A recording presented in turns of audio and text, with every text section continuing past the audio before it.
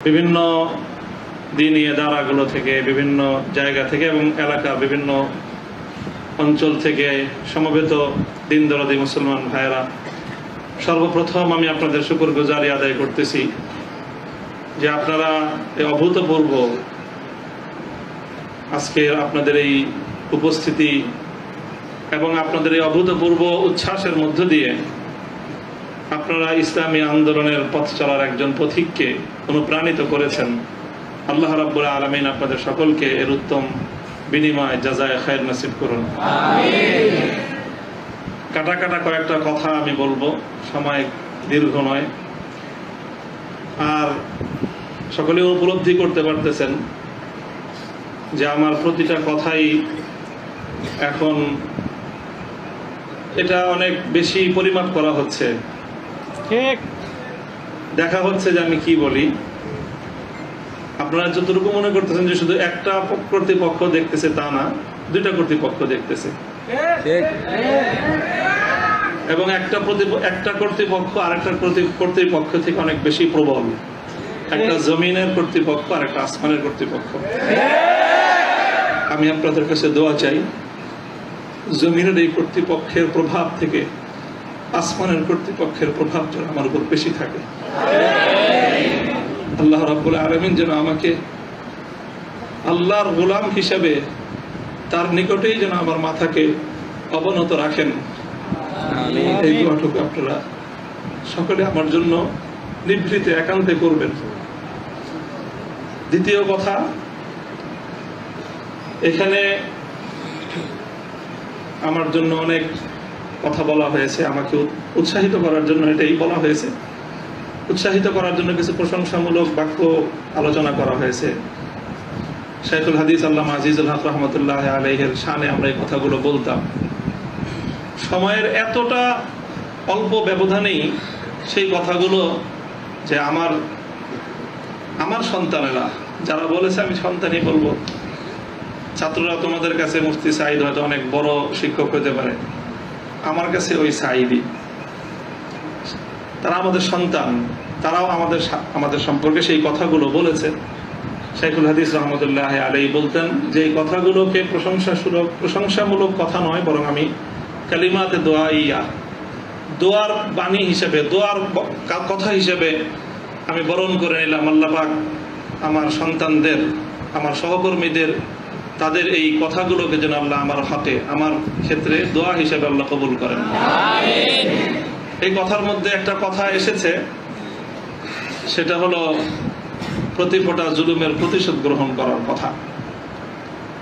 আমি এই কথাটা একদিকে প্রত্যাখ্যানও করি, আবার আরেকদিকে সমর্থনও করি। প্রত্যাখ্যান করি এইভাবে যে এটা যাদের আদর্শ অনুসরণে আমাদের এই জুলুমকে বরণ করা, আমাদের এই কারাভোগ, আমাদের এই কারাবরণ, আমরা এই শব্দগুলি বেশি বলি। কি বললাম? কারাভোগ, কারাবরণ। কারা নির্যাতন তো বলবো যত কম বলা যায়, কারা নির্যাতন নয়, আসলে তো এটা কারাবরণ। আমরা তো জেনে বুঝেই এই পথে পা বাড়িয়েছি। কেউ যদি মনে করে থাকে যে আমরা জানি না, তাহলে এটা তাদের মিস ইনফরমেশন। আমরা জানি আমাদের এই পথে চলতে গেলে এই পথটা কুসুমাস্তীর্ণ নয়। এ পথে লাল গালিচা থাকে, কখনো কখনো প্রতীকী অর্থে লাল গালিচা থাকে, তবে সেই লাল গালিচার লালিমাটা যতটা না গালিচার রং দিয়ে লাল হয়, তার চেয়ে বেশি লাল হয় ভাইয়ের শাহাদাতের রক্তের মাধ্যমে।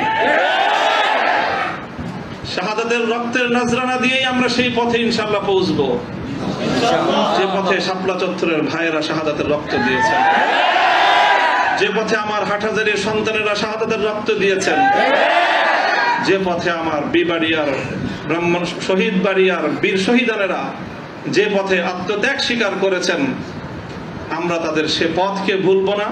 তাদের সেই শাহাদাতকে আমরা কোনো সময়, সেই শাহাদাত অস্বীকার করার কোন প্রবণতাকে এক মুহূর্তের জন্য বরদাস্ত করব না।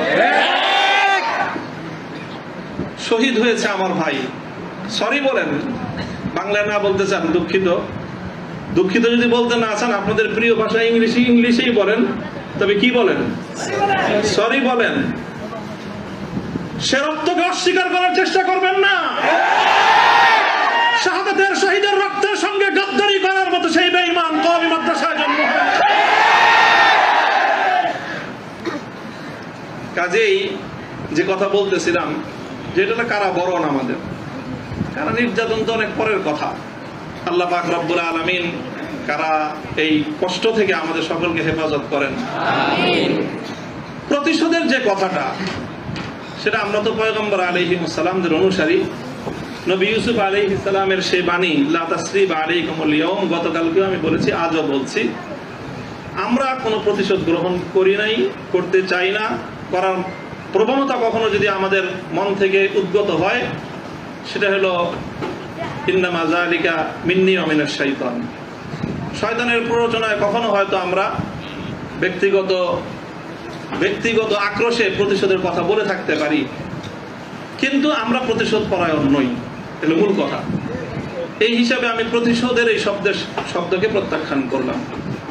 তবে অন্য আরেক অর্থে আমি প্রতিশোধের শব্দকে সমর্থন করছি। শুধু সমর্থন নয়, বরং আমি আমার পুনর্ব্যক্ত করছি যে আমরা প্রতিশোধ নিব। আমাদের সেই প্রতিশোধ হবে সেই প্রতিশোধ, যেই প্রতিশোধ হিজরতের আগ পর্যন্ত 12 বছরের জুলুম এবং নির্যাতনের প্রতিশোধ মক্কা বিজয়ের মাধ্যমে আল্লাহ নবী গ্রহণ করেছিলেন।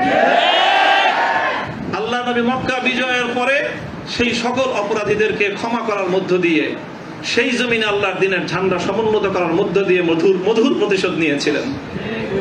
আমি আবার বলছি, এদেশে ভাড়াটিয়া থাকবো না, ভাড়াটিয়া হিসেবে থাকবো না। এই জমিনের মালিকানা সূত্রে এদেশে বসবাস করি। এই জমিনকে আল্লাহর জন্য মুক্ত করেই ছাড়বো ইনশাআল্লাহ। আল্লাহর দ্বীনের বিজয়, সেটাই হবে আমাদের পরম প্রতিশোধ। এবং যারা আমাদেরকে শত্রু ভেবে আমাদেরকে নিঃশেষ করার চেষ্টা করেছে, অপমান করার চেষ্টা করেছে, আমরা তাদেরকে সম্মানিত করে প্রতিশোধ দেব। আমরা তাদেরকে আদর্শের সোনালী পথে বরণ করে নেওয়ার মধ্য দিয়েই আমরা ইনশাআল্লাহ আমাদের আদর্শের বিজয়ের প্রতিশোধ গ্রহণ করব। আল্লাহ রাব্বুল আলামিন আমাদেরকে সে তৌফিক দান করুন। আমিন। আরেকটা কথা বলা হয়েছে, অনেকের কথার মধ্যে আসছে যে একটা ভবনের আলোচনা। এই ভবনটার গুরুত্ব একসময় আমার কাছেও খুব ছিল, 3 বছর আগেও খুব ছিল। যখন শুনলাম যে ভবনটা চলে যাচ্ছে, আমি তখন সর্বপ্রথম 2 রাকাত সালাতুল হাজাত করে দোয়া করেছিলাম যে আল্লাহ যেন খায়রের ফয়সালা করেন। আর এরপরে এখন আমার অনুভূতিটা হলো যে এরকম ভবন না থাকাই ভালো।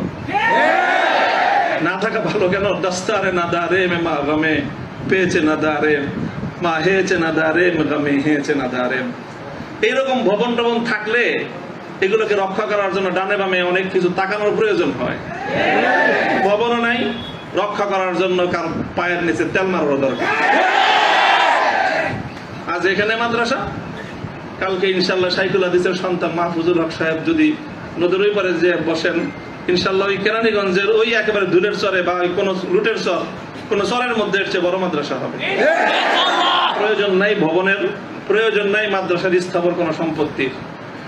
ওই পুরাতন যুগে ফিরে যেতে হবে আমাদের। স্থায়ীভাবে আমি এই কথা বলতেছি।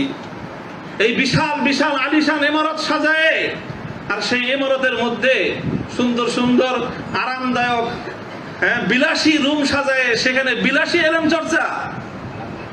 আমি এই কথাটা আমার কাছে খুব মনে পড়ছে, বিলাসী এলেম চর্চা। আজকে আমাদেরকে এই বিলাসী এলেম চর্চায় বেড়ে বসেছে। বিলাসী এলেম চর্চার পথ বাদ দিয়ে আমাদের আকাবের এবং আসলাফদের মতো সেই খেজুর গাছের তলায়, বট গাছের নিচে সালাদ চাটের উপর বসে আমাদেরকে কাল আল্লাহ কাল রাসূলের তালিম দেওয়ার সেই সবক গ্রহণ করতে হবে। তাহলে ইনশাআল্লাহ আমরা বাতিলের তাখতে তাউসকে উল্টে দিয়ে সেখানে আমরা কালেমার ঝান্ডা সমুন্নত করতে পারবো। মোল্লা মুহাম্মদ ওমর রাহিমাহুল্লাহ তাআলা, তিনি সারা পৃথিবীর সুপার পাওয়ারের সাথে টক্কর দিয়েছিলেন। আমাদের বাংলাদেশের মধ্যে কোনো গণভবন আর সংসদ ভবন, বঙ্গভবন কিছুই ছিল না। কান্দাহারের ছোট্ট একটা ঘরের মধ্যে ভাঙ্গা খাটের উপরে বসে টক্কর দিয়ে দিলেন তো সুপার পাওয়ারের সাথে। সারা দুনিয়া মনে করলো যে বেকুবের দল। 20 বছর পর আল্লাহ দেখা দিলেন তারাই বিজয়ী দল। তবে একটা দুঃখ আমার, আমি এই গোটা প্রসঙ্গের সঙ্গে যারা যারা সম্পৃক্ত অধিকাংশই আমার সম্মানিত, অনেকে আমার মুহতারাম উস্তাদ, শুধু উস্তাদ না, অনেকে এমন আছেন যারা উস্তাদে মুকাব্বির, অর্থাৎ আমি আমার মতো করে শাইখুল হাদিস রহমতুল্লাহ আলাইহি আমাকে যাদের তত্ত্বাবধানে গড়ে তোলার চেষ্টা করেছেন, শুধু আমাকে না, আমার ভাইদেরকেও, মাহবুব সাহেব হুজুর এবং আমরা দুইজন বিশেষ করে, ওনারাও অনেকে এখানে আছেন। কাজে তাদের প্রতি কোনো ধরনের অসম্মান হয়, অমর্যাদা হয়, সেই কথা আমি বলবো না। কখনো ভুলে বলে থাকলে সেটার জন্য আমি নিঃশর্ত ক্ষমা প্রার্থনা এখনো করছি, যে কোনো সময় করব, যে কোনো ভাবে করতে হয় করব। তবে একটা কথা, দুঃখের কথা, হৃদয়ে রক্তক্ষরণের একটা কথা, সেটা যদি আমার বাবার দ্বারা সেই ভুলটা হতো আমি বলতাম, সেই ভুলটা যদি এখন আমার অভিভাবক মাহফুজ সাহেব যদি সেই ভুল করেন সেটাও আমি বলবো। সেই ভুল যদি আমিও করি, আমাকেও যেন আল্লাহ পাক সেই ভুলটা অনুভূতি দান করেন। সেটা হলো যখন এদেশে মূর্তির বিষয় নিয়ে বিতর্ক তৈরি হলো, ভাস্কর্য নামে জাতীয় পর্যায়ে মূর্তি তৈরি হবে কি হবে না এই বিষয়ে যখন বিতর্ক, তখন আপনারা সেই বিতর্কের মঞ্চে ডিজিটাল ছবি তোলাটা কতটা বড় অপরাধ, কতটা বড় অন্যায়, কত বড় গুনাহ, সেই মাসলা নিয়ে আসলেন। দুঃখটা এই জায়গায়, আপনারা সেই মাসলা উত্থাপন করে তখন এই মূর্তি এবং ভাস্কর্যকে প্রকারান্তরে বৈধতা দেওয়ার চেষ্টা করেছেন। আপনারা বোঝানোর চেষ্টা করেছেন যে আজকের একটা ছাত্র ফেসবুকে তার ছবি আপলোড করা যতটুকু বড় অপরাধ, বাংলাদেশের স্বাধীনতার স্থপতি এবং মরহুম বঙ্গবন্ধু শেখ মুজিবুর রহমান সাহেবের ৬০ ফুট লম্বা ভাস্কর্য নামক মূর্তি স্থাপন করা সমান অপরাধ। এটা বোঝানোর চেষ্টা করেছেন আপনারা। ব্যাপারটা কি এক? এটাই হলো দুঃখ যে এই কাজটা সামনে করেন না আপনারা যদি ভাস্কর্যের বিরোধিতা করতে ভয় পান তাহলে আমি আপনাকে দোষারোপ করব না, তবে ভাস্কর্য নামক এই সকল শিরকি সংস্কৃতির বিরুদ্ধে যারা কথা বলবে তাদের প্রতিপক্ষ হয়ে মাঠে গিয়ে এই ধরনের বিতর্কিত মাসলা উত্থাপন করে জালিমের এবং যারা মূর্তি পূজারীদের দোসর তাদের অবস্থানকে সংহত করবেন। আমি জানি না, যদি বুঝে করে থাকেন গফরাল্লাহু লাকুম, আল্লাহ আপনাদেরকে মাফ করুক। আপনারা যদি বুঝে শুনে করে থাকেন আখাফু আলাইকুমুশ শিরক, আখাফু আলাইকুমুশ শিরক, না বুঝে করে থাকেন, সেটাই আমার ধারণা যে আপনারা অনেক বড় বড় আলেম, রাজনৈতিক প্রজ্ঞা আপনাদের কিছুটা ঘাটতি থেকে থাকতে পারে এই ক্ষেত্রে অন্তত। কাজেই এই জায়গাটায় বিলম্ব হলে আপনারা কথা বলেন, বিলম্ব হলেও কথা বলেন, ইতিহাস আপনাদেরকে ক্ষমা করবে না। মনে রাখেন না যে আমরা হেফাজতে ইসলামের কিছু নওজওয়ান আলেম এবার যেটা করছে, সরকার একটা ভালো বুদ্ধির কাজ করছে, আগের বার থেকে আগের অতীত থেকে তারা শিক্ষা নিছে। তো শাইখুল হাদিসের মতো, মুফতি আমিনী সাহেবদের মতো বৃদ্ধ মানুষদেরকে তারা আটকায় জাতির কাছে তারা একটা বিশেষ বড় ধরনের একটা আসামির কাঠ করে দাঁড়ায় গেছিল। এবার তারা আমাদের মুরব্বীদেরকে কারো গায়ে স্পর্শ করে নাই, শুরুই করছে মামুনুল হক থেকে, যে এদের হাত পাও গুলি সব বাইরে দাও, তাইলে এই বুড়া মাথা যেগুলো আছে সেগুলো আর কি করবে, এই পলিসি নিছেন। তো কাজেই যেটা করেছেন সেটা হলো, আবারও বলছি, যে এই ধরনের যখন তাওহীদ এবং শিরকের লড়াই হয়ে দাঁড়াবে, ওয়াল্লাহ ভাস্কর্য বিরোধী আন্দোলন এটা তাওহীদ এবং শিরকের আন্দোলন, সব শিরকের সংঘাত ছিল। ভাস্কর্যের পক্ষে যারা ছিলেন তারা শিরকের পক্ষে ছিলেন, ভাস্কর্যের বিপক্ষে যারা ছিলেন তারা তাওহীদের ঝান্ডা সমন্বয়।